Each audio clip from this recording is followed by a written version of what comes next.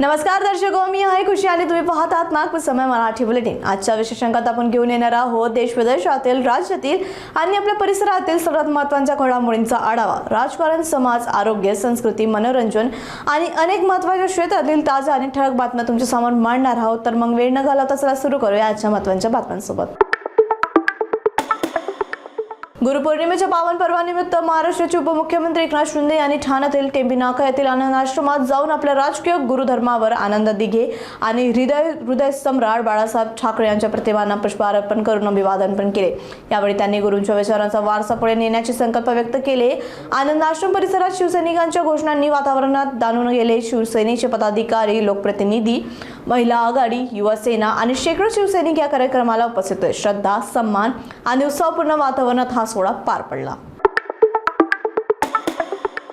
नागपुरात अवैध धंदे आणि जुगार अड्ड्यांविरोधात पोलिसांनी कारवाईचा धडाका कायम ठेवला आहे। पोलीस आयुक्त विश्वास नांगरे पाटील यांच्या निर्देशानुसार कार्यरत एस्कॉर्ट टीमने जरीपटका परिसरातील सट्टा अड्ड्यावर धाडसी कारवाई करत 11 जणांना रंगेहात ताब्यात घेतले। या कारवाई दरम्यान रोख रक्कम, मोबाईल फोन आणि सट्टा चालवण्यासाठी वापरले जाणारे साहित्य जप्त करण्यात आले। शहरातील अवैध धंद्यावर कठोर कारवाई सुरू राहणार असल्याचे स्पष्ट संदेश या कारवाईतून देण्यात आले आहे।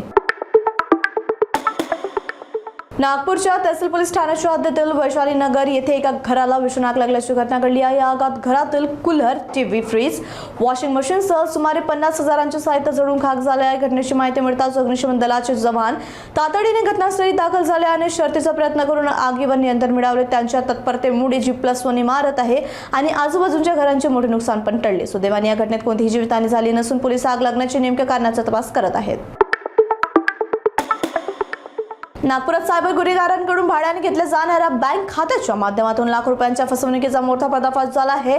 जरीपटका पोलिसांनी 11 खात्यांविरोधात 3 स्वतंत्र गुन्हे दाखल केले असून देशातील विविध राज्यातील संशयास्पद व्यवहारांची चौकशी सुरू केली आहे। कमी कमिशनच्या आमिषाला बळी पडून स्वतःचे बँक खाते सायबर गुन्हेगारांना उपलब्ध करून देण्यावरही आता कायद्याचा बडगा उभारण्यात आला आहे। या प्रकरणामागील मुख्य सायबर रॅकेटचे शोध घेण्यासाठी पोलिसांनी तपास अधिक तीव्र केला असून आणखी धक्कादायक खुलासे होण्याची शक्यता व्यक्त केली जात आहे।